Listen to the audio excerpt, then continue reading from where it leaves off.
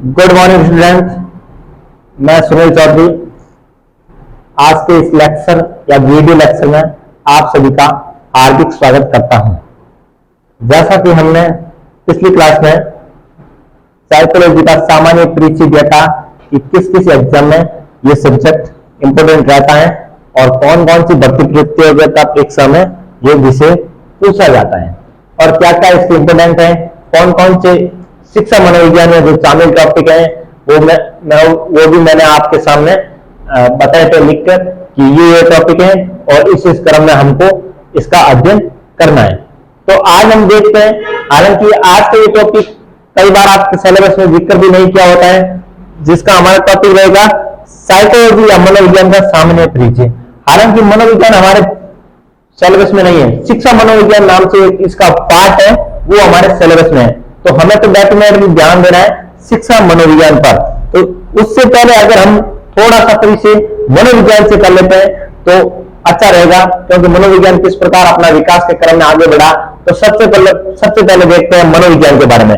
जैसे तो आज जिस हम स्वतंत्र विषय के रूप में मनोविज्ञान देखते हैं वो आज से लगभग 400 या 500 साल पहले ये विकसित हुआ सब्जेक्ट है। उससे पहले ये साइकोलॉजी या मनोविज्ञान एक दर्शन शास्त्र फिलोसॉफी का ही एक पार्ट था। तो मतलब इसको एक स्वतंत्र विषय के रूप में अपने अस्तित्व को आए हुए या अस्तित्व को बनाए हुए लगभग ज्यादा वर्ष नहीं है। ये एसएसटी मान लो या आर्ट्स या कला का एक नवीनतम सब्जेक्ट के रूप में हालांकि इनका विकास दर्शन शास्त्र के साथ ही हो गया था।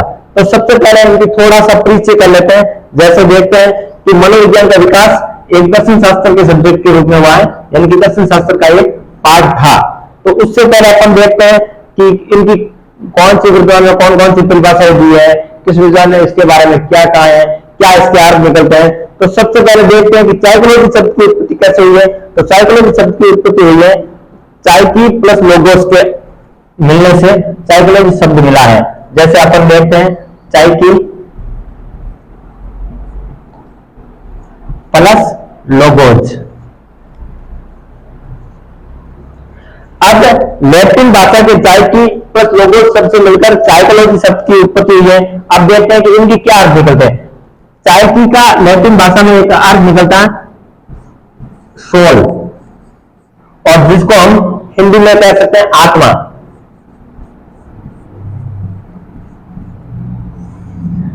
आत्मा और लोगोस का हिंदी में अर्थ निकलता है अध्ययन करना, या इंग्लिश में कह सकते हैं स्टडी।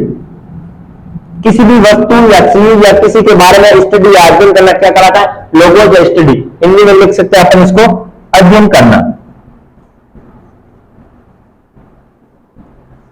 यानी कि अपन आप कह सकते हैं कि जिस समय मनोविज्ञान का विकास हो रहा था या मनोविज्ञान सब्जेक्ट का प्रारंभिक विकास में मनोविज्ञान का यह अर्थ दिया जाता था कि आत्मा का अध्ययन करना या आत्मा का विज्ञान। कह सकते हैं कि मनोविज्ञान के अगर प्राचीन अर्थों की बात करें तो सबसे प्राचीन अर्थ निकलता है हमारे पास आत्मा का विज्ञान।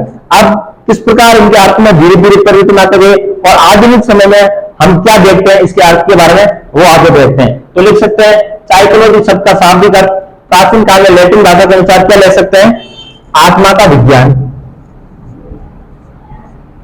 आत्मा का विज्ञान।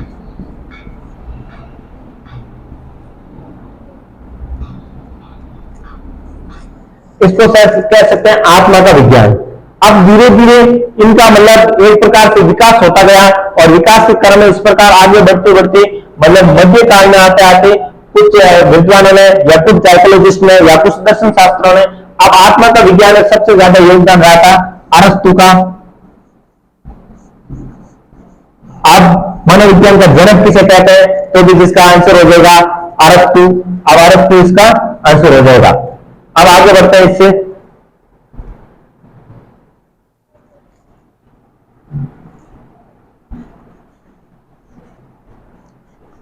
मनोविज्ञान का मतलब दूसरा अर्थ निकाला जाता है जब मध्य काल में हम आगे थे। ये तो प्रारंभिक काल है मनोविज्ञान का, जब मध्य काल तक आगे थे तब इसका एक अर्थ और लिया जाता था मस्तिष्क का विज्ञान।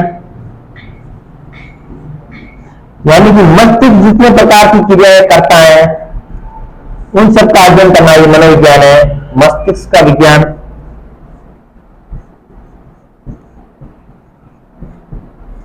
अब मस्तिष्क के विज्ञान के रूप में इसका यह अर्थ भी लिया जा सकता है, जैसे हमारी जितनी भी प्रकार की मानसिक क्रियाएं, मस्तिष्क सोचता है, विचार करता है, उस डेटा को अपने अंदर लेता है, फिर प्रोसेसिंग करता है, फिर आउटपुट देता है, जिस प्रकार मस्तिष्क के कार्य रहते हैं। अब साइकोलॉजी का ये कहना था कि मस्तिष्क का विज्ञान मानने वाले जितने भी विद्वान थे, जिसमें मुख्य रूप से नाम आता है पोम्पोनोलॉजी, उनका मानना था कि मस्तिष्क का विज्ञान कह सकते हैं साइकोलॉजी। तो इसको मानने वाले एक विद्वान का नाम मिलता है हमको पोम्पोनोलॉजी। ये मानते थे साइकोलॉजी को, मस्तिष्क का विज्ञान, कि इन सब क्रिया, इनका ये मानना था कि साइकोलॉजी वो सब कुछ है जो मस्तिष्क का विज्ञान है, और मस्तिष्क के विज्ञान में जैसे सोचना, विचार करना, कुछ डेटा को लेना, फिर उनसे संबंधित प्रक्रिया करके वापस आउटपुट देना, ये सब क्या है, मस्तिष्क का विज्ञान है। तो उस विज्ञान, इसको मस्तिष्क का विज्ञान मानते हैं, जिसमें मुख्य रूप से नाम आता है पोम्पोनोलॉजी का। और भी इसके कई सारे अर्थ लिए गए, जब तक आधुनिक रूप में लिए गए थे मनोविज्ञान, तब तक इनके कई अर्थ लिए गए थे। उनमें से अपन तीसरा मोस्ट इंपोर्टेंट टॉपिक पढ़ लेते हैं, यानी मोस्ट इंपोर्टेंट पॉइंट पढ़ लेते हैं, उसका नाम है चेतना का विज्ञान। अब तीसरा नाम लेते हैं इनका, चेतना का विज्ञान।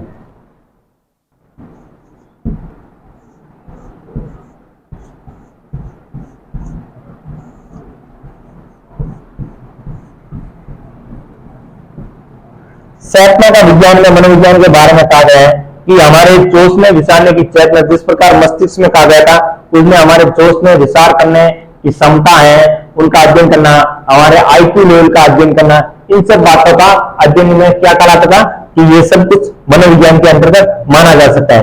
तो चेतना का विज्ञान मानने वाले कुछ विज्ञान मिलते हैं हमको, विलियम वुंट। अब विलियम वुंट को भी आधुनिक मनोविज्ञान का जनक माना जा सकता है।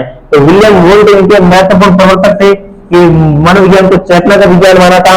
और विलियम जेम्स कह सकते हैं, इनके साथी विलियम जेम्स, ये सब मनोविज्ञान को चेतना का विज्ञान मानते हैं। विलियम जेम्स ये एक सामान्य परिचय करवा रहे हैं मनोविज्ञान का, कि मनोविज्ञान का विकास किस प्रकार हुआ है। मैं आपको ये सब समझाने की कोशिश कर रहा हूं, हालांकि सीधा संबंध आपके सिलेबस से इसमें है या नहीं, वो आप अपने सिलेबस को देख सकते हो। मैं सीधा सा मनोविज्ञान जो एक महत्वपूर्ण सब्जेक्ट है, उनका एक परिचय करवा रहा हूं कि किस प्रकार उस सब्जेक्ट का विकास हुआ है। अब चौथा अर्थ इसका लेते हैं व्यवहार का विज्ञान। चौथा पॉइंट आप देख सकते हैं, व्यवहार का विज्ञान। ये किस प्रकार व्यवहार का विज्ञान है, कौन इसके प्रवर्तक थे, सबसे पहले किसने कहा था, तो लिख सकते हैं अपन व्यवहार का विज्ञान।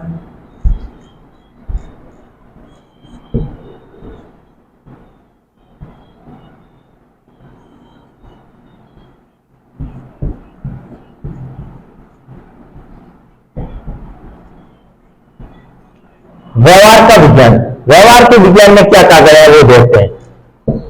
मतलब व्यवहार के विज्ञान का अर्थ यह है कि मानव जिस प्रकार कोई भी क्रिया करता है, या जो भी क्रिया या अपना व्यवहार करता है, या किसी दूसरे व्यक्ति को देखकर कुछ सीखता है, उसके अनुसार क्रिया करता है, या अपनी आवश्यकताओं की पूर्ति करने के लिए कोई क्रिया करता है, या अपने व्यवहार से संबंधित जितनी भी क्रियाएं करता है, वो सब क्या है, व्यवहार का विज्ञान है। मतलब सब कुछ मनुष्य के व्यवहार के द्वारा निर्भर करता है।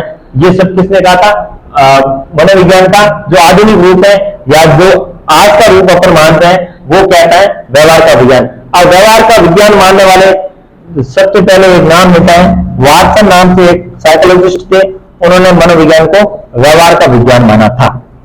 तो ये इस प्रकार हम कह सकते हैं कि मनोविज्ञान का आज का रूप हमको देखने को मिलता है।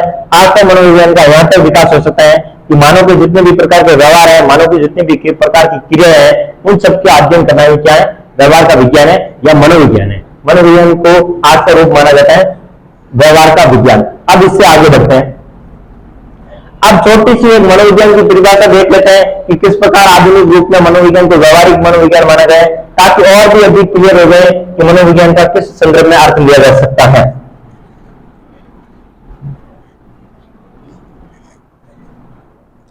तो हम देखते हैं स्किनर के अनुसार मनोविज्ञान की परिभाषा। तो स्किनर के अनुसार, स्किनर ने मनोविज्ञान को किस प्रकार परिभाषित किया है, उनको देखते हैं।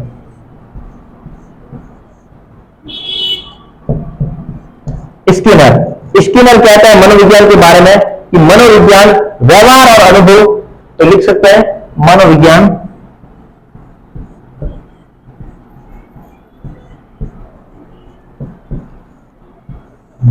मनोविज्ञान व्यवहार और अनुभव का विज्ञान है। इतनी सी एक छोटी सी परिभाषा देके इसके मैंने मनोविज्ञान का आधुनिक रूप जो व्यवहार का विज्ञान है उनको समझाने का प्रयास करें। मनोविज्ञान व्यवहार और अनुभव के द्वारा हम जो कुछ भी सीखते हैं उनका विज्ञान है। मनोविज्ञान व्यवहार एवं अनुभव का विज्ञान है एवं अनुभव का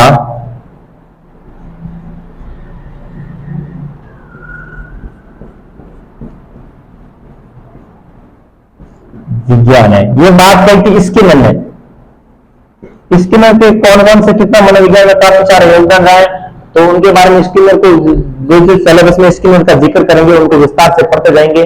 तो स्किनर ने ये परिभाषा दी है मनोविज्ञान व्यवहार एवं अनुभव का विज्ञान है। तो स्किनर के बारे में पढ़ने से पहले अब हमारे सीधे सिलेबस में साइकोलॉजी का जिक्र नहीं किया गया है, हम पढ़ रहे हैं एजुकेशनल साइकोलॉजी या शिक्षा मनोविज्ञान। अब थोड़ा सा शिक्षा मनोविज्ञान के बारे में पीछे कर लेते हैं, उसके बाद में आगे बढ़ते हैं। शिक्षा मनोविज्ञान के बाद अब थोड़ा सा यहां से मैं डिलीट करके आगे बढ़ता हूं।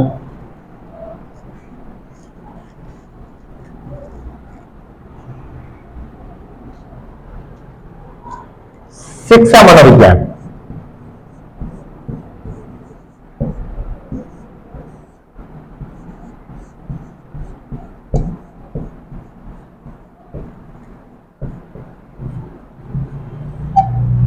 सबसे पहले हमने मनोविज्ञान के जितने भी अर्थ निकलते हैं उनको समझ लेता।